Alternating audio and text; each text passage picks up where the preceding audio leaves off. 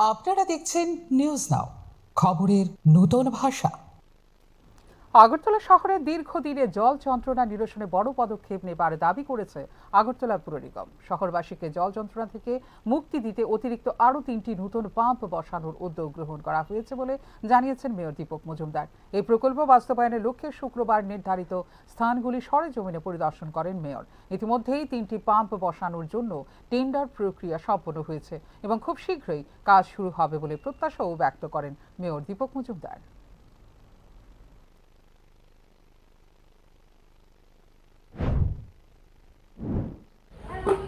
আমাদের আগরতলা পৌর নিগম smart city এবং সরকারি যে প্রকল্পগুলি কাজ চলছে সেগুলি অগ্রগতি কতটা দেখার জন্য আজকে আমরা বেরিয়েছি। বিশেষ করে আমাদের আগরতলা শহরে শহরবাসীকে জল যন্ত্রণা থেকে মুক্ত করার জন্য আমরা এডিশনাল আরও 3টি পাম্প বসানোর সিদ্ধান্ত আমরা নেওয়া হয়েছিল। সেই মোতাবেক টেন্ডার করা হয়েছে, এজেন্সিকে দেওয়া হয়েছে, ওয়ার্ক অর্ডার দেওয়া হয়েছে, আজকে সাইট দেওয়া হয়েছে।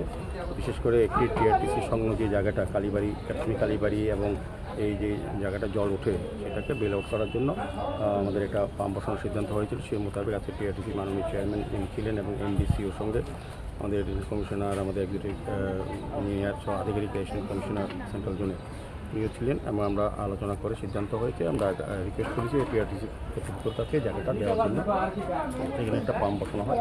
তবে এই এলাকার মানুষের এখানে প্রায় 1.5 ঘন্টার মতো জল অনেক সময় থাকে বর্ষার সময়, এই জলটাও বের করা যাবে। দ্বিতীয়ত শকুন্তলা রোডে আরেকটা এডিশনাল পাম্প বসানোর সিদ্ধান্ত হয়েছিল পৌর নিগম থেকে। রাজ্য সরকারের আর্থিক সহায়তা সেটা বসানো কাজ হবে। এটা আইতারামের সামনে জায়গা সিলেকশন করা হয়েছে, সেটাও একটা পরিদর্শন করেছি এবং রামমোহন 4 নম্বর বাণীবিদ্যাপীঠ বালিকা বিদ্যালয়ের সামনে একটা পাম্প বসানো হবে। সার্বিক 3টি নতুন আধুনিক পাম্প বসানো হচ্ছে বেশি ক্ষমতা সম্পন্ন, যাতে বর্ষার জল তাড়াতাড়ি বের করা যায়। মূলত এটার জন্য কাজ দেখা। দ্বিতীয়ত আমরা প্রভাবী পুকুরের কাজ এটা সংস্কার করার হাত দিয়েছিলাম, পুনরুদ্ধার করেছিলাম, বিভিন্ন জায়গার দখল ছিল। তা কিছুটা কাজ করার সময় এজেন্সির সঙ্গে এই এলাকার কিছু কিছু বসবাসকারী তাদের একটা বিরোধ ছিল যে জায়গা নিয়ে। তা আমাদের যে রিপোর্ট, যে জায়গার যে রিপোর্ট নেওয়া হয়েছে সার্ভে রিপোর্ট থেকে আমাদের পরিষ্কার করা হয়েছে যে জায়গাগুলি সরকারি জায়গা সেগুলি খালি করে দিতে হবে এবং সেই মোতাবেক